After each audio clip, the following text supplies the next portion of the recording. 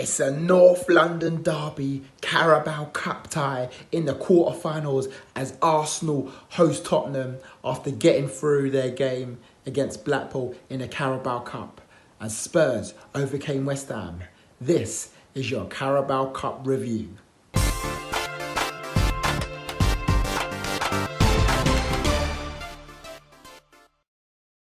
Yes, both Arsenal and Spurs are through their Carabao Cup draw after overcoming their games against Blackpool and West Ham respectively.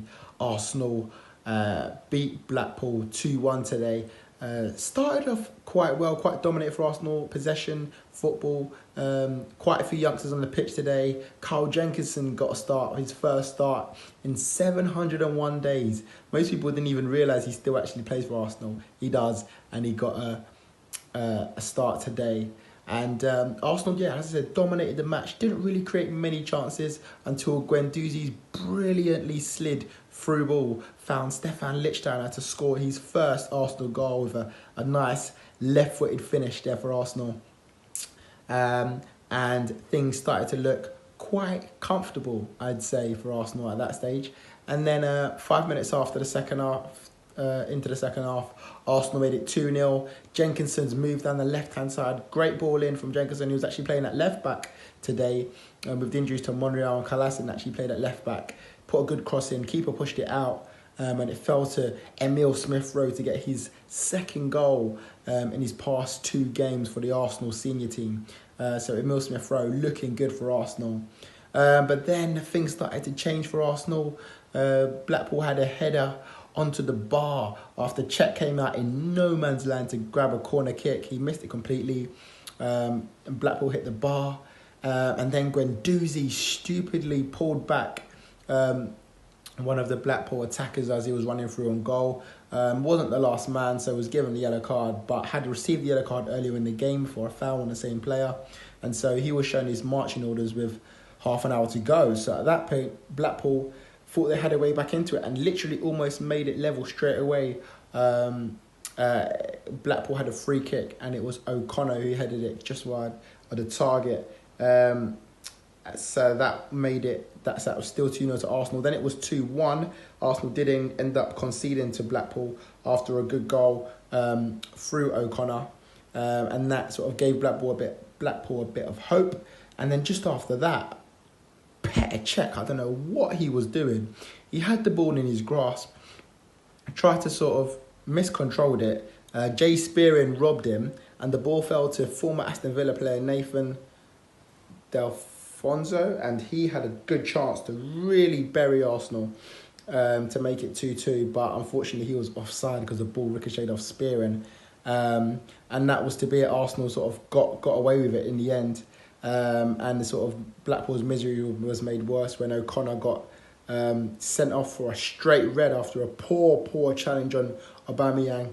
I'm not quite sure it deserved to be a straight red, but it was a poor challenge, and in the end he saw his marching orders. Both sides ended up with 10 men at the end of the game, but Arsenal safely through into the Carabao quarterfinals, as I said earlier, where they will play Spurs in that North London derby quarterfinal. What a game that will be in the week commencing on the 17th of December. Spurs, they got through after another London derby that they had against West Ham. Spurs obviously playing 2 days after their loss to Man City, made the changes today, and one of them was Son Heung-min, who managed to get 2 goals today against West Ham. Dele Alli fed him in for the first goal, a good ball through after a poor clearance from Ogbonna, and Son put the Spurs 1-up. And not long after that, another poor play from West Ham, giving the ball away, and it was the same combination again. Dele Alli found Son, who rounded the goalkeeper. 2-0 Spurs, and at that point they were pretty much wrapped up the game. However, a few substitutions from Pellegrini, but Robert Snodgrass and Lucas Perez combined from Snodgrass's corner kick. Good ball into the box, and Lucas Perez, the former Arsenal man, of course, headed West Ham back into the game with not long to go. But just 5 minutes later, it looked as though Llorente was going to get substituted for Spurs. He looks like his race was run. But Poch let him stay on for the corner kick. Corner was delivered in from Eriksen, and of course, Llorente tapped it in after some poor West Ham defending again. West Ham not playing well at the moment. Some of the fans saw after the game not happy with the performance that West Ham are putting in at the moment. Of course, lost to Spurs just last week and lost again. We was there at the stadium, and you guys would have seen from some of the fan cams that the West Ham fans were not happy with the performance, wanted to step up today in the cup. They haven't won a cup for years, I think going back to the 1980s, so they wanted the performance, didn't get one. Spurs comfortable winners in the end in that London derby, and as I said, go on to play Arsenal in the quarterfinals. What a game that will be. And then the other game today was Chelsea. Of course, the return of Frank Lampard as a manager to Stamford Bridge.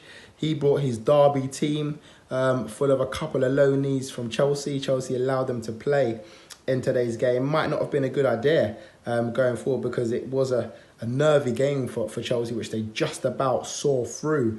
The game started off with an own goal, though, from Derby. It was Tomori, kicked the ball against his foot after a Zappacosta cross, made it 1-0 to Chelsea really early on, only a few minutes gone. And at that point, you're thinking Chelsea are about to run riot on Derby here. Wasn't to be. Derby bounced back into this game, and it just looked like they were kind of coming back into the game, really. They started playing some good football, and I think Chelsea were a bit surprised to sort of see it happen, really. I think they came in thinking they were going to walk over Derby today, but as I said, it wasn't to be as straightforward as it was. And Tom Huddleston took advantage of some poor play from Chelsea at the back. They were quite poor, bit sloppy from the defenders that came in today. And Marriott picked the ball up and put the ball into the back of the net. A lifelong Chelsea fan scoring past Willy Caballero. But unfortunately for Derby, they conceded another own goal again. A Zappacosta cross. This time went in off Keogh for Derby. Another own goal. That obviously put Chelsea 2-1 up.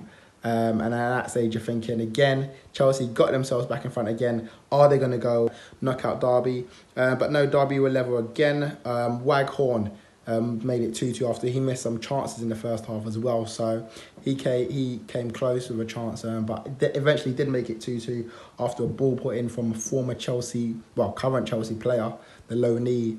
A lot of people talking about whether he should be allowed to play, but Chelsea did let him play, and he got the assist. It was Mason Mount, of course, called up for England as well last month, and Waghorn put it in for 2-2.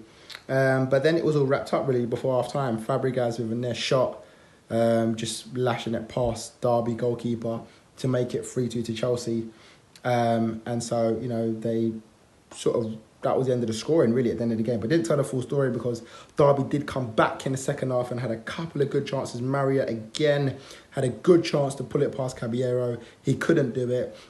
And then former Premier League player David Nugent, I'm sure you remember him, former Portsmouth player, hit the post on the 90th minute. That would have sent the game into penalties, and probably what Derby may have considered what they deserved, really, because they showed some good impetus in the game and were unlucky not to get something out of that and to maybe at least take it to penalties against Chelsea, but it wasn't to be. So that sent Chelsea through, and Chelsea will then host Bournemouth as the draw was made today for the Carabao Cup. As I said, quarterfinals. Chelsea will host Bournemouth, who went through yesterday. Bournemouth, they played yesterday. There's a couple of games on yesterday. They beat Norwich 2-1 in the Carabao Cup yesterday, and Burton Albion went through after their good win against Nottingham Forest. That was a good game. I'll see that actually. 3-2 to Burton Albion. That sent them through to the quarterfinals, of course. The Leicester versus Southampton game was postponed because, of course, the tragic events in Leicester last week with the owner passing away due to a helicopter crash, as I'm sure you will know. Again, we just send our regards out to the Leicester fan base and the players over there. Very sad time at Leicester at the moment, of course, and as you can understand, their game on the weekend against Cardiff does go ahead though, and they were training today, so I'm sure that will be a game to watch. With the Leicester-Southampton game, I guess, I don't know if there's been a date announced for it yet. I've not heard a date, but as the draw has been made, they were both in it, Leicester and Southampton, because of course both teams are still in the competition, and they were handed a home draw against Man City or Fulham. Man City Fulham game plays tomorrow, so obviously find out the winner of that. The winner of that will play away at Leicester or Southampton.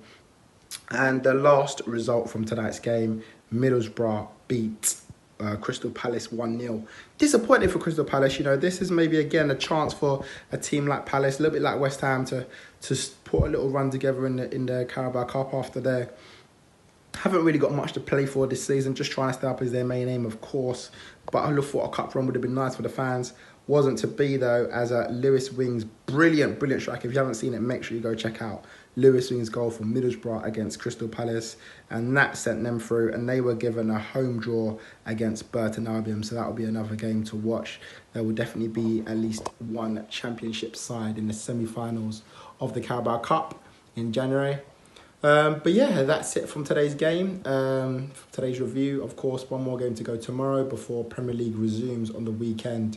And as I said, big game, Arsenal versus Tottenham in the North London derby. Thanks a lot, guys, for watching. Make sure you check out all of our other videos. The podcast is out, so make sure you check that podcast out. We filmed our new podcast, episode 1, talking about the Premier League, talking about England, talking about Formula 1. So make sure you check that out, guys, and we'll see you soon.